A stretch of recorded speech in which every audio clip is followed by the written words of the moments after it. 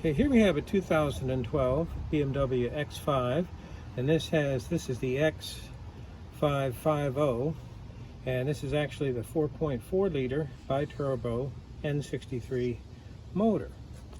And one of the common problems is that the vent line, now what this is the vent line between the two cylinder heads there and the water pump housing.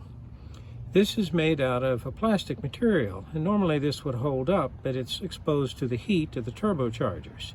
And as you can see, after about 10 years, it starts to seriously deteriorate. Now, this actually broke when it was removed, but it was leaking, and it didn't take much to break it. Now here, as we move forward into the engine compartment, here we see our replacement. What we've done is we've got this is actually a 5/16 barb T-fitting with fuel line clamps. And this should hold very nicely. Now I have ordered a replacement vent line, but there is considerable disassembly involved in replacing it. Now, what was the symptom? I was actually spraying coolant there in the well of the two turbochargers, and it was actually creating a smell inside the car. So it was letting us know there's a strange kind of burn smell, which was actually antifreeze vaporizing under the tremendous heat of the turbos. But hopefully this will get us straight and we'll be ready to go.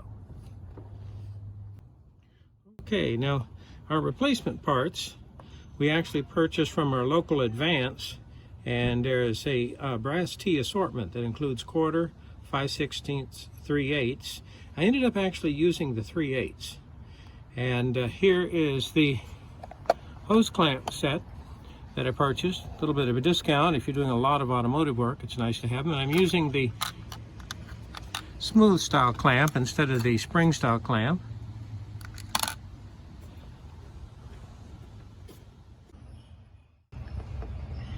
One thing to note, that when you're working here on the vent hose and installing your brass T, and I found that the 3/8 T worked the best, and these are actually fuel line clamps, is be very, very careful.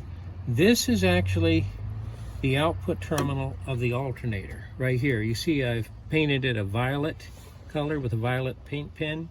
This comes around, and this is actually going to the positive terminal of the battery.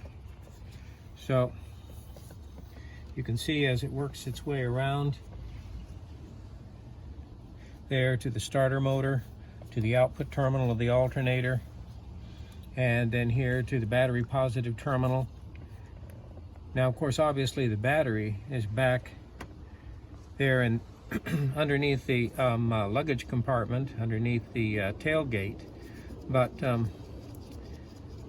you want to be very careful working here. Now, you ask the question, why don't you just disconnect it? Well, you could disconnect it right here, I guess. That would be one method. One problem, though, is when you disconnect the battery on a BMW, sometimes it causes problems.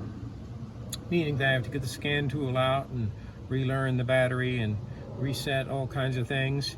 But if there's any question, go ahead, disconnect that battery, disconnect the negative terminal there in the back. If you're not going to disconnect the battery, use extreme caution and keep in mind that this is the battery positive terminal right here. So any type of metal tool or anything in this area, be very sensitive to that.